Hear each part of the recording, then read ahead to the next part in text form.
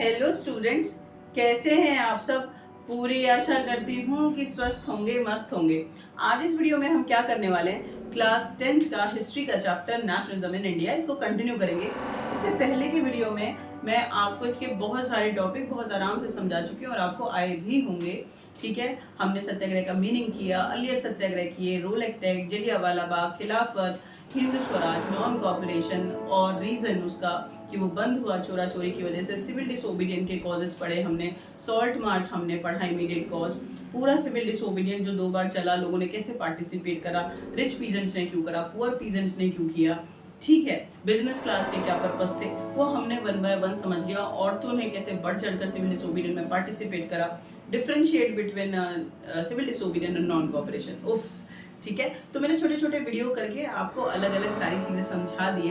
अगर एक बार आप चेन में उसको सुनेंगे, समझेंगे, तो ऐसा नहीं हो सकता कि आप ये नॉन कॉपरेशन, सिविल डिसोबीडियंट और भारत की आज़ादी और इन आंदोलनों को भूल जाएं। तो ठीक है, तो आप अगर आपने नहीं देखा है किसी ने तो डिस्क्रिप्शन में आपको लिंक मिल जाएगा, वहाँ जाके आप चेक कर लो, वीडियो को आप देख सकते हैं। आज हमारा पहला जो टॉपिक है, it is about limitation of civil disobedient movement. Limit, मैंने आपको बोला कि सिविल डिसोबीडियंट गांधी जी ने चलाया, 2 बार चला, लोगों ने बढ़ चढ़कर पार्टिसिपेट करा, लेकिन लिमिटेशन, कोई तो दो या तीन कुछ कम्युनिटीज थी जिन्होंने सिविल डिसोबीडियंट में पार्टिसिपेट नहीं करा। आज हम उनके बारे में बात करेंगे। ऐसी कौन सी कम्युनिटीज हैं जिन्होंने गांधी जी को सपोर्ट नहीं कर रहे हैं या सिविल डिसोबीडियंट में पार्टिसिपेट नहीं कर रहे हैं, तो क्यों नहीं कर रहे हैं, क्या वजह है, वो हमें यहाँ पर समझना है, बहुत इंपॉर्टेंट है, अलग से क्वेश्चन है। Let's talk about 2 communities, Muslims and Dalit. Schedule caste, lower caste के बारे में बात करूंगी और मुस्लिम्स के बारे में बात करूंगी जिन्होंने सिविल डिसोबीडियंट में बढ़ चढ़कर पार्टिसिपेट नहीं करा। देखें, पहले हम दलितों का हाल पढ़ेंगे, लोअर क्लास के बारे में पढ़ेंगे। ठीक है, आज कॉन्स्टिट्यूशन ने लोअर क्लास को प्रोटेक्ट करा, इक्वल राइट्स दिए, बहुत अच्छी बात है, रिजर्वेशन है, सब ठीक है। ठीक है, और कोशिश की जा रही है उन्हें आगे बढ़ाने की, इक्वालिटी होनी चाहिए। लेकिन फिलहाल जब अंग्रेज भारत में थे तब क्या कंडीशन थी लोअर क्लास की, तो वो आपको समझना पड़ेगा। उन्हें कहते थे अनटचेबल, अछूत, कि छुएंगे भी तो गंदे हो जाएंगे। अब सोच के देखो, we all are human being, एक जैसे दिखाई देते हैं, ऐसा क्या हो गया कि किसी को अछूत कहना पड़ जाए कि ये शेड्यूल कास्ट है। एक बार आपने कैटेगराइज कर दिया ये अछूत है, अब इसको छू नहीं सकते। कितना गलत माहौल रहा होगा, कितना उन्होंने टॉर्चर सहा होगा। आप वो इमेजिनेशन करो। आप अनटचेबल का मतलब कभी नहीं भूलेंगे। Untouchable were not participated in civil disobedient. जो अनटचेबल हैं, लोअर कास्ट हैं, उन्होंने सिविल डिसोबीडियंट में पार्टिसिपेट नहीं करा। आपको ये पिक्चर से भी समझ में आएगा कि अनटचेबल्स के साथ कैसे व्यवहार किया जाता था, उन्हें समाज से दूर रखा जाता था, सारा छोटा काम उनसे कराया जा सकता था।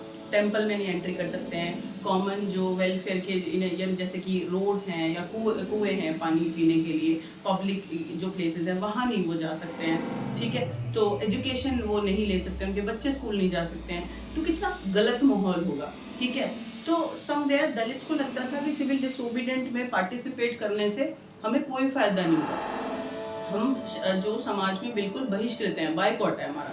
ठीक है, हमें एक्सक्लूडेड है, बाहर रखा गया। क्या फायदा सिविल डिसोबीडियंट में करने से। देखें आगे, for the long of Congress had ignored the Dalits for a fear of the offending the Sanatanis, upper caste, Hindu, Brahmin, Sanatanis, सनातन धर्म, है ना। तो वो क्या कह रहे हैं कि बहुत लंबे समय तक कांग्रेस ने भी दलितों का साथ नहीं दिया, जिन्हें अनटचेबल कह रहे हैं, लोअर कास्ट कह रहे हैं। दिमाग में डालो, पेपर में अगर 3 नंबर के लिए क्वेश्चन आए कि why Congress did not support Dalits और lower caste, because of fear of offend of Sanatanis और अपर कास्ट हिंदू।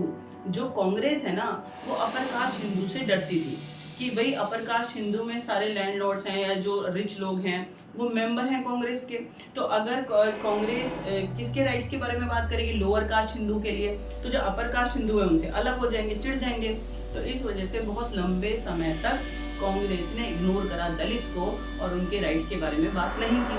अब एक बात बताओ, जब कांग्रेस जैसी बड़ी पार्टी दलितों से दूर है, उनके राइट्स के बारे में बात नहीं कर रही, और जब सिविल डिसोबीडियंट चल रहा है गांधी जी द्वारा, तो क्यों पार्टिसिपेट करेंगे कि भाई कुछ भी कर लो, हमारा तो कोई फायदा ही नहीं होना, तो हम इसमें क्यों पार्टिसिपेट करें। बात समझ में आई। तो दलितों का बहुत बुरा हाल है, कांग्रेस भी उनको सपोर्ट नहीं कर रही है, बिकॉज ऑफ कांग्रेस किससे डरी हुई थी? सनातनी से डरी हुई थी, अपर कास्ट हिंदुओं से डरी हुई थी। याद रहेगा आपको। आगे चलते हैं, ये क्वेश्चन 5 मार्क्स के लिए है, बहुत इंपॉर्टेंट है और एग्जाम में बार बार पूछा जाता है।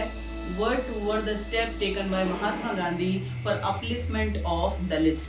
गांधी जी ने क्या क्या किया, कौन से स्टेप लिए दलितों के अपलिफ्टमेंट, उत्थान के लिए, डेवलपमेंट के लिए?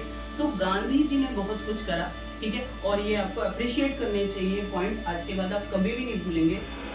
Gandhi ji declare one thing, we did not get Swaraj within 100 years if we not gave up untouchability। Gandhi ji ने बोला कि हम कभी भी आज़ादी 100 सालों में भी हमें आज़ादी नहीं मिलेगी, भूल जाओ, अगर हमने अनटचेबिलिटी को नहीं छोड़ा।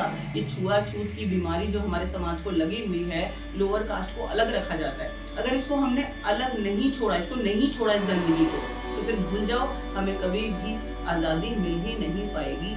इतनी बात समझ में आ गई, आप इस चीज को नोट करो। Gandhi ji declare that Swaraj, Swaraj means आजादी, हमें आजादी कभी भी नहीं मिल सकती अगर बेटा हमने क्या करा, अनटचेबिलिटी को एलिमिनेट नहीं करा। इफ वी प्रैक्टिस अनटचेबिलिटी, तो भूल जाओ कि हमें आजादी मिलेगी। और ये सोच किसकी है? महात्मा गांधी की। ठीक है, आगे चलते हैं। He called untouchable as a Harijan और children of God. Mahatma Gandhi ने बोला कि जो लोअर कास्ट हैं वो हरिजन है, उनको हरिजन नाम दे दिया, हरि के जने हुए, यानी भगवान के जन्मे हुए, चिल्ड्रन ऑफ गॉड, भगवान के बच्चे। तो जब ये लोअर कास्ट भगवान के बच्चे हैं, इन्हें भी भगवान ने जन्म दिया है, तो फिर ये दलित कैसे हो गए, फिर ये अछूत कैसे हो गए, इन्हें कैसे नहीं छुआ जा सकता? बात समझ में आई? देखो कितने सुंदर शब्द हैं, हरिजन, ठीक है, हरि विष्णु भगवान, भगवान के जन्मे हुए, तो इन्हें भी भगवान की संतान है, चिल्ड्रन ऑफ गॉड। ये टाइटल महात्मा गांधी ने अनटचेबल्स को दिए ताकि वो एक क्रांति ला सके, लोगों को समझा सकें कि ये भी समाज में बराबरी का हक रखते हैं। ठीक है, he organized Satyagraha to secure them entry into access of public wells, tank, roads and schools, temple।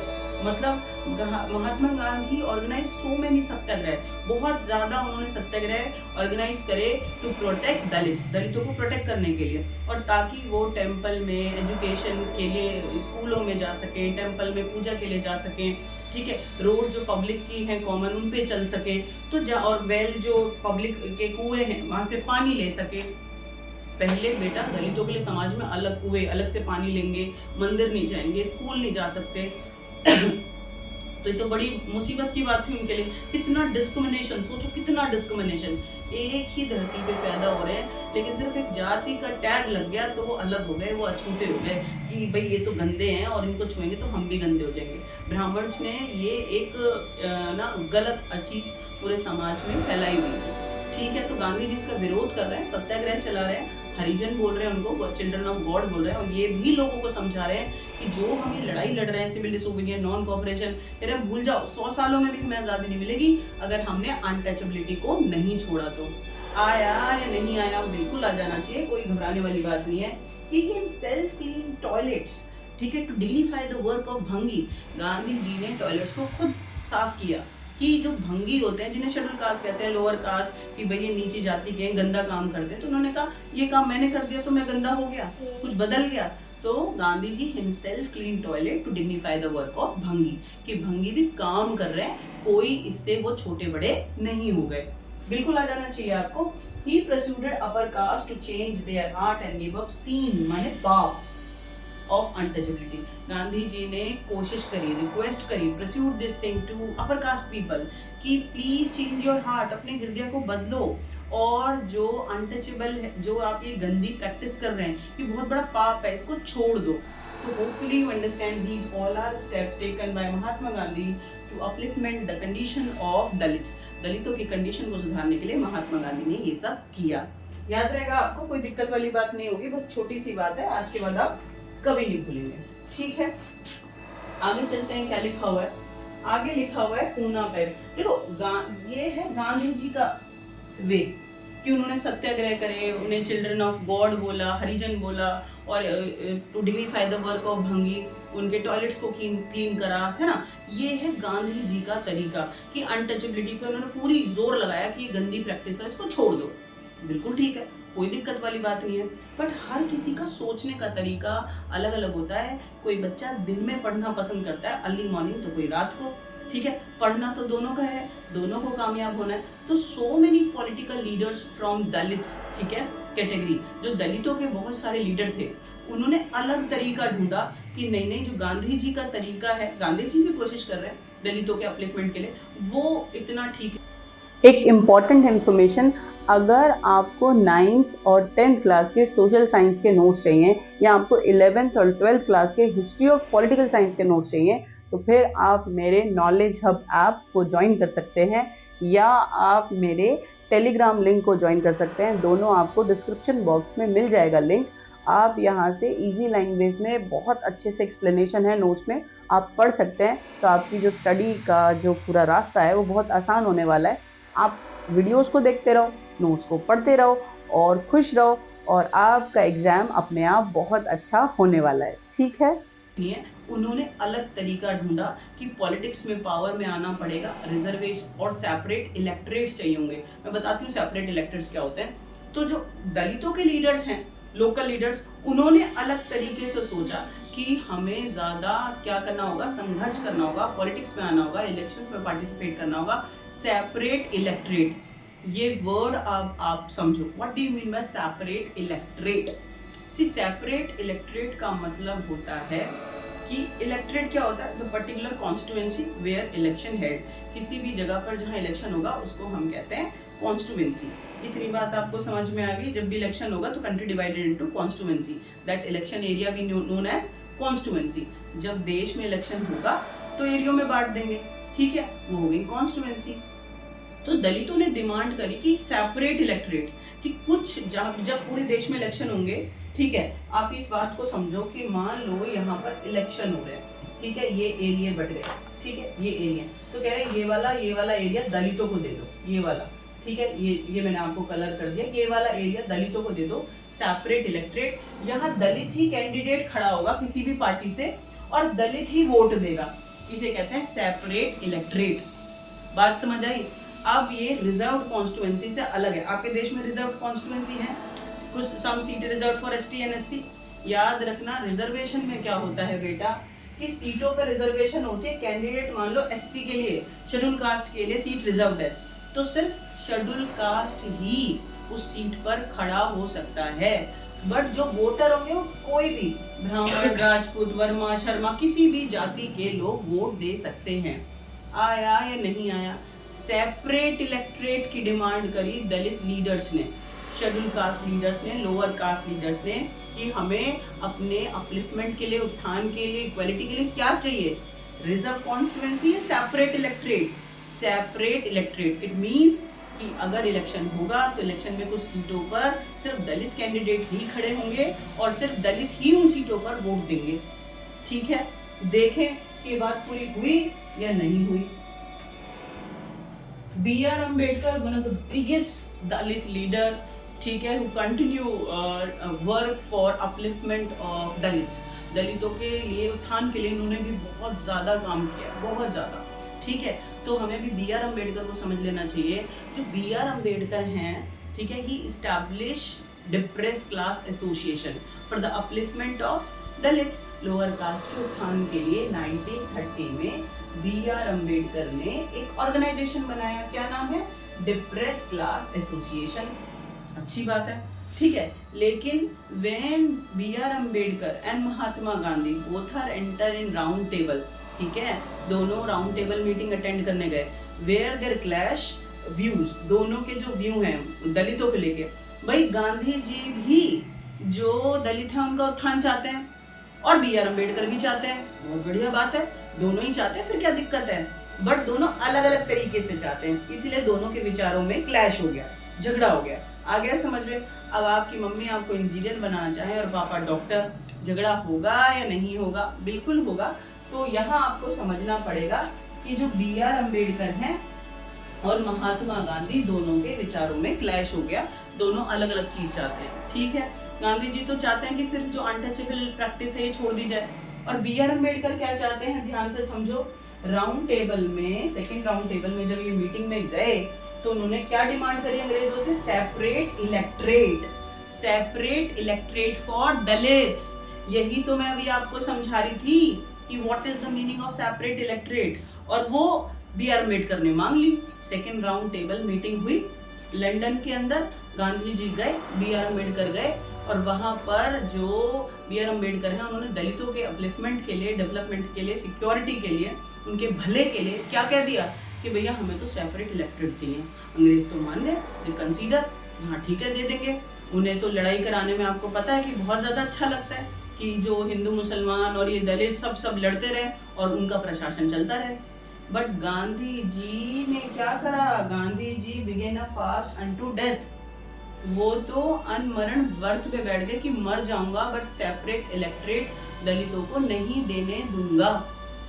देने देते क्या दिक्कत हो गई बेटे, गांधी जी बिलीव कि ही वांट टू यूनाइट, ठीक है, all communities people, Dalit, Hindu, Muslim, ठीक है, इंटीग्रेट, जोड़ना चाहते हैं। But this separate electorate concept disintegrate our country. Gandhi ji को पूरा विश्वास था कि हमारे देश में जो यूनिटी है, जिस कॉन्सेप्ट को लेके चल रहे हैं कि सबको एक लेके अंग्रेजों के खिलाफ लड़ना है, सेपरेट इलेक्ट्रेट की डिमांड अगर हमने बी आर अम्बेडकर की मान ली और दलितों को दे दिया तो इससे दलित हमारे देश से अलग हो जाएंगे और हमारे देश के टुकड़े हो जाएंगे। आज दलित डिमांड कर रहे हैं तो कल कोई और कम्युनिटी इसी चीज की डिमांड करेगी, तो बिल्कुल गलत है ना। आज उन्होंने बोल दिया कि दलितों के लिए अलग हिस्सा कर दो, कल मुसलमान कह देंगे, परसों राजपूत कह देंगे, तो सोचो भारत के कितने टुकड़े होते। तो गांधी जी अपनी जगह बिल्कुल ठीक थे, ठीक है। गांधी जी व्रत पे बैठ गए कि भाई मैं इस बात को पूरा नहीं होने दूंगा, ठीक है। Ambedkar ultimately accepted Gandhi ji position. जो अंबेडकर है वो झुक गए कि ठीक है गांधी जी की बात मान लेते हैं, ठीक है।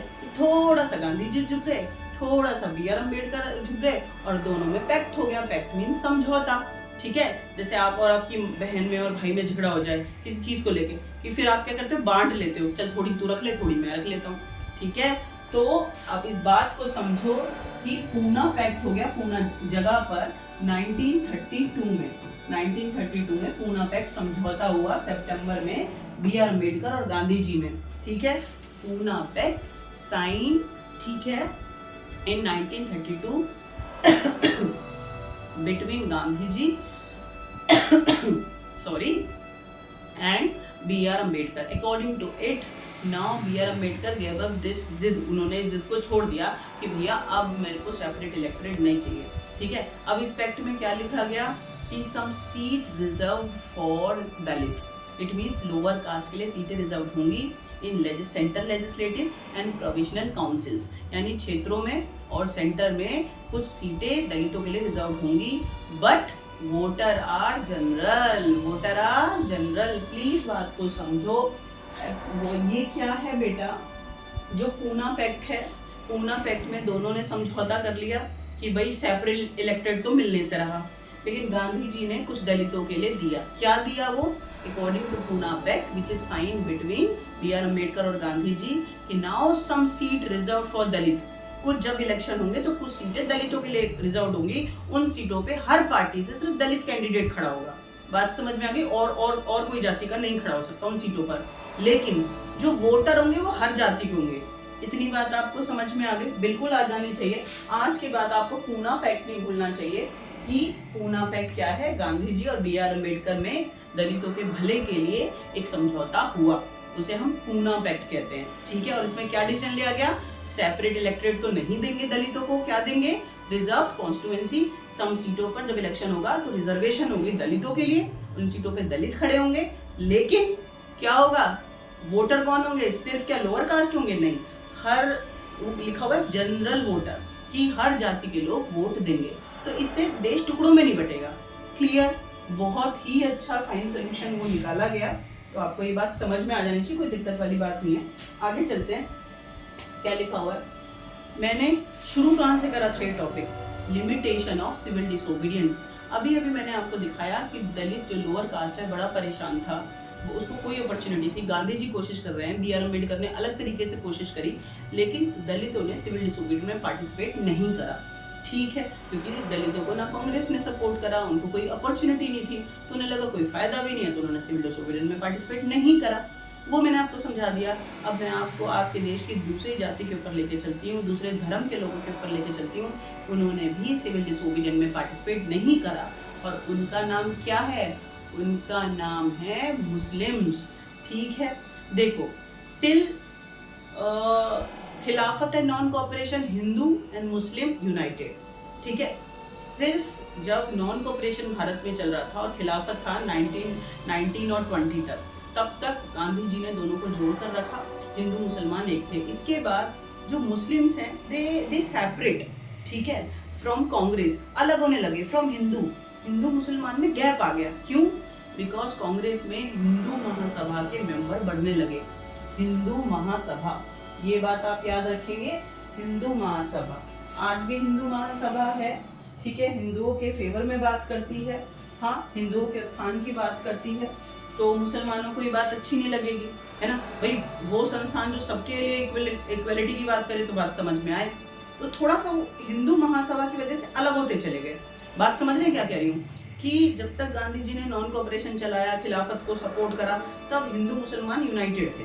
ठीक है, लेकिन जब हिंदू महासभा जब इस्टेब्लिश हुई हिंदुओं के लिए, और इसके बहुत सारे मेंबर कांग्रेस में आ गए, तो इसकी वजह से जो मुस्लिम्स हैं वो, या मुस्लिम लीग है, वो थोड़ा सा किससे हटने लगी? कांग्रेस से अलग होने लगी। और हिंदू और मुसलमान में there is a huge difference between Hindu and मुसलमान, and we see so many clash riots between Hindu and Muslim in cities. हमने शहरों में बहुत सारे दंगे देखे, फसाद देखे, हिंदू मुसलमानों को झगड़े होते देखा।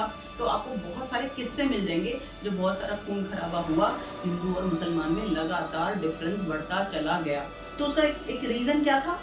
हिंदू महासभा, याद रहेगा आपको। सो जब सिविल डिसोबीडियंट चला तो नहीं पार्टिसिपेट करा मुसलमानों ने, और जो मुस्लिम लीग है ही ready to give up separate electoral demand, उनको नहीं सेपरेट इलेक्टेड चाहिए। मोहम्मद अली जिन्ना कहते हैं कि हमें क्या चाहिए? रिजर्वेशन। जैसे दलितों ने पूरी करवा ली ना अपनी डिमांड, तो ये भी कह रहे हैं कि we need reservation, some seat reserve in election for Muslims. मुसलमानों के लिए क्या कर दो? सेंट्रल जो लेजिस्लेटिव असेंबलीज हैं उसमें मुसलमानों के लिए कुछ सीटें रिजर्व कर दो। लेकिन आपको याद रखना है, नाम है M.R. जयकर, ये हिंदू महासभा के हैं। जब ये बात डिस्कस हुई सारी पार्टीज में, तो इन्होंने पूरा उसको कंडेम करा, बिल्कुल मना कर दिया कि नहीं, रिजर्वेशन नहीं देंगे।